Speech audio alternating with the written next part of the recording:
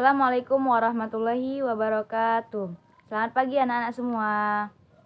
Alhamdulillahirrabbilalamin. Wassalatu wassalamu ala asrofil anbiya'i wal mursalin wa ala alihi wa sahbihi ajmain, amma ba'du.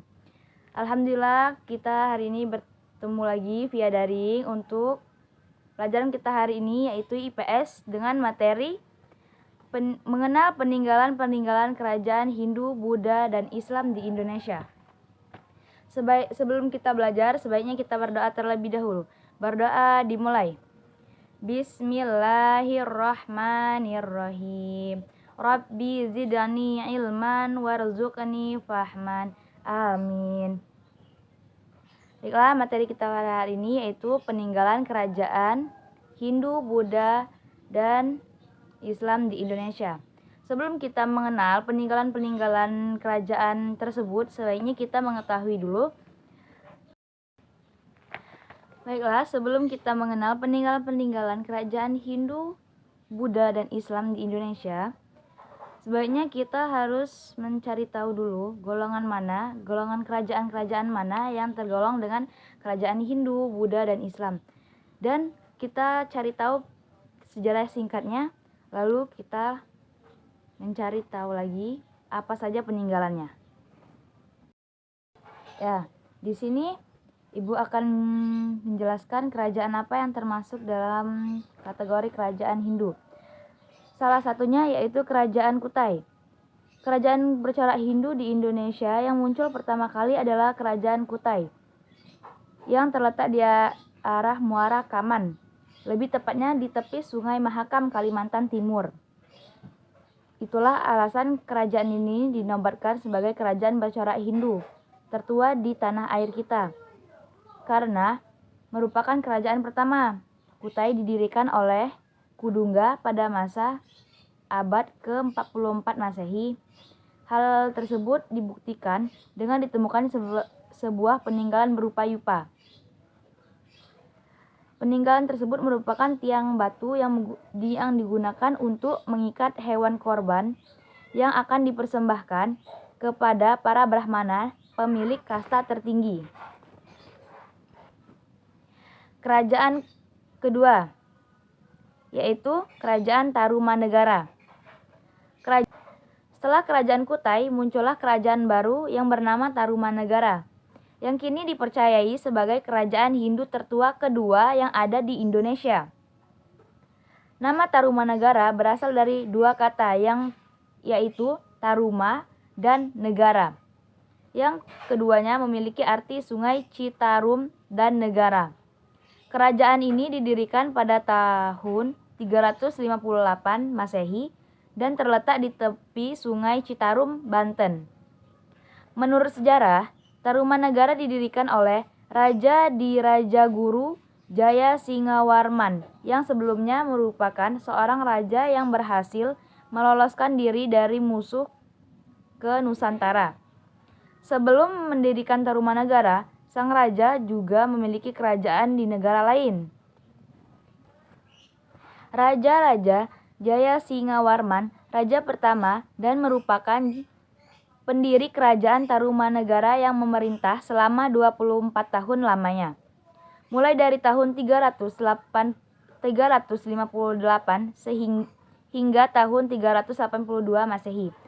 Sebelum menjadi raja di Tarumanegara, Raja Jayasingawarman merupakan pewaris tahta di kerajaan Salangkanagara untuk menggantikan ayah mertuanya.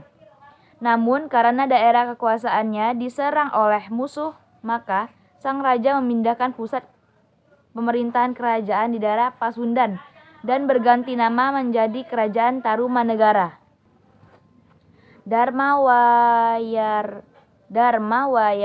Wayarman kekuasaan kerajaan Tarumanegara kemudian dilanjutkan oleh Raja Darmawayarman yang merupakan putra dari raja pertama. Raja kedua ini memiliki nama lengkap Raja Sri Damawaryarmangguru. Pasalnya beliau juga merupakan seorang pemimpin agama pada masa itu. Purnawarman berkuasa dari tahun 300 490 hingga 434 Masehi sebagai raja ketiga Kerajaan Tarumanagara sekaligus raja terbesar sepanjang sejarahnya. Raja Purnawarman menggantikan posisi ayahnya, yaitu Darmayawarman dan memiliki gelar Sang Pramadara Sakti Purasa. Di bawah kepemimpinannya, Tarumanagara berhasil meraih zaman keemasan. Salah satu peninggalan Kerajaan Tarumanagara yaitu Prasasti Citarum, Prasasti Kebon Kopi, Prasasti Jambu, Prasasti Tugu, Pasir Awi, Muara Ciaten, dan Lebak. Selanjutnya Kerajaan Kediri. Kerajaan Kediri merupakan salah satu kerajaan Hindu yang terletak di ujung timur Pulau Jawa, yaitu Provinsi Jawa Timur. Kerajaan Kediri muncul karena adanya perpecahan antara Kerajaan Medang dengan ibu kota Daha. Hal tersebut dikarenakan perebutan kekuasaan antara dua putra mahkota dari Raja Airlangga. Raja-rajanya. Raja Jayawarsa, raja yang memimpin Kerajaan Kediri untuk pertama kalinya. Hal ini dibuktikan dengan adanya peninggalan berupa Prasasti Sirah Keting. Raja Bameswara. Pada masa kepemimpinannya, Kerajaan Kediri berada di masa yang stabil dan baik. Hal tersebut dibuktikan karena adanya prasasti yang banyak memuat tentang hal-hal mengenai keagamaan dan kepercayaan. Selanjutnya, Prabu Jayabaya, raja yang menjadikan seluruh rakyat Kerajaan Kediri makmur dengan hasil perkebunan dan pertanian yang sangat melimpah. Raja Saweswara, raja Kerajaan Kediri yang terkenal dengan ketaatan pada agama dan senang berbudaya. Raja Aryeswara berkuasa pada tahun 1171 Masehi dengan gelar Abhisekanya Raja Gandhara. Saat pemimpin Kerajaan Kediri terdapat hal unik yang ia lakukan, yaitu memberi gelar kepangkatan dalam istana dengan nama hewan. Raja Kameswara. Menurut sejarah, pada masa kepemimpinannya, Kerajaan Kediri mengalami perkembangan dan kemajuan yang sangat pesat, yang terbukti di dalam kitab yang ditemukan di kitab Saradana. Peninggalan-peninggalan dari Kerajaan Kediri yaitu Prasasti Sirah Keting, Prasasti Ngatang, Prasasti Jaring, Prasasti Kamulan, Prasasti Singasari. Selanjutnya, yang tergolong dalam kerajaan-kerajaan Buddha yaitu Kerajaan Kalingga. Kerajaan Kalingga merupakan kerajaan bercorak Buddha yang berdiri pada abad Masehi, tepatnya di daerah Jepara, Jawa Tengah. Kerajaan ini didirikan dan diperintah oleh Ratu Sima, seorang ratu wanita yang adil dan menjunjung tinggi nilai kejujuran. Yang kedua, Kerajaan Sriwijaya. Kerajaan Sriwijaya merupakan satu kerajaan yang terletak di Sumatera. Merupakan kerajaan terbesar di Indonesia. Kerajaan ini bercorak Buddha, berdiri sejak abad 7 Masehi. Kerajaan ini begitu besar karena wilayahnya hampir seluruh wilayah Nusantara dan beberapa negara sekitar. Kerajaan Sriwijaya mengalami zaman keemasan pada saat diperintah oleh Raja Bala Putradewa, putra dari Samaratungga, dari Jawa pada abad ke-9. Wilayah Sriwijaya meliputi hampir seluruh Sumatera, Jawa Barat, Kalimantan Barat, dan Semenanjung Melayu. Oleh karena itu, Sriwijaya disebut juga Kerajaan Nusantara pertama. Kawasan perdagangan yang sangat besar juga berhasil menjalin perdagangan dengan beberapa kerajaan seperti kerajaan dari India. Yang kedua yaitu Kerajaan Melayu. Kerajaan Melayu merupakan kerajaan paling tua di Indonesia. khususnya di daerah Sumatera. Sebelumnya pernah dikuasai oleh Kerajaan Sriwijaya dan kemudian kembali merdeka. Beberapa raja yang pernah memimpin kerajaan Melayu adalah Raja Aditawarman yang merupakan keturunan Kerajaan Majapahit. Wilayah kekuasaannya meliputi Pagaruyung, Sumatera Barat, dan Minangkabau. Beberapa peninggalan dari Kerajaan Melayu yaitu Candi Muara Takus. Dilihat dari candi tersebut menunjukkan bahwa Kerajaan Melayu menganut agama Buddha. Yang ketiga yaitu Kerajaan Mataram kuno. Kerajaan Mataram kuno merupakan kerajaan bercorak Buddha yang berdiri pada abad 7 Masehi yang berlokasikan di Jawa Tengah. Selama berdirinya kerajaan ini, ada beberapa dinasti yang pernah berkuasa yaitu dinasti Sanjaya, dinasti Sailendra, dan dinasti Isana. Kerajaan ini sebenarnya terbagi menjadi dua di Jawa Tengah dan Jawa Timur. Kerajaan ini berdiri di Jawa Timur setelah Mpu Sendok memindahkan ibu kota yang semula berada di Jawa Tengah ke Jawa Timur. Selanjutnya, Kerajaan Majapahit. Kerajaan Majapahit merupakan kerajaan terbesar di Indonesia yang berpusat di Jawa Timur. Kerajaan ini berdiri pada tahun 1293 Masehi dan runtuh pada tahun 1500 Masehi. Wilayah yang dikuasai kerajaan ini sangat luas. Bahkan luas kerajaan Majapahit itu lebih luas jika dibandingkan dengan luas wilayah Indonesia saat ini. Beberapa wilayah yang pernah ditaklukkan oleh kerajaan ini antara lain Jawa, Sumatera, Semenanjung, Malaya, Kalimantan, hingga Indonesia Timur. Kerajaan Majapahit sendiri menganut agama Buddha dan Hindu. Kerajaan Sunda dan Pasundan. Kerajaan Sundan merupakan kerajaan yang terletak di Jawa Barat. Kerajaan ini berdiri pada abad ke-9 Masehi dan merupakan kerajaan yang bercorak Hindu dan Buddha. Selanjutnya yaitu kerajaan yang tergolong kerajaan Islam di Indonesia.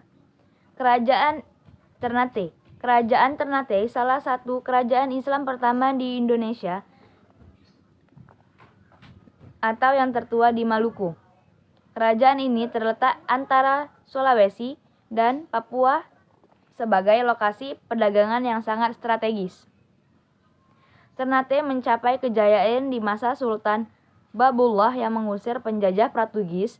Beberapa peninggalan kerajaan Ternate adalah bangunan kerajaan, masjid, makam Sultan Babullah, dan benteng Toluco. Yang kedua yaitu Kerajaan Samudra Pasai. Kerajaan Samudra Pasai adalah salah satu kerajaan Islam di Indonesia yang pertama dan terbesar.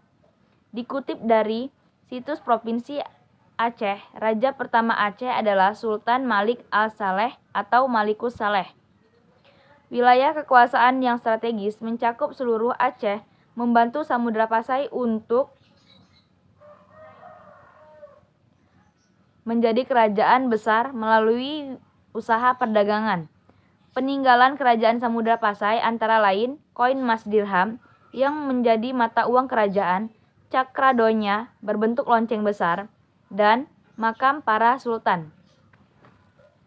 Selanjutnya Kerajaan Malaka. Kerajaan Malaka berdiri tepat di wilayah tepian Selat Malaka yang ramai didatangi para pedagang.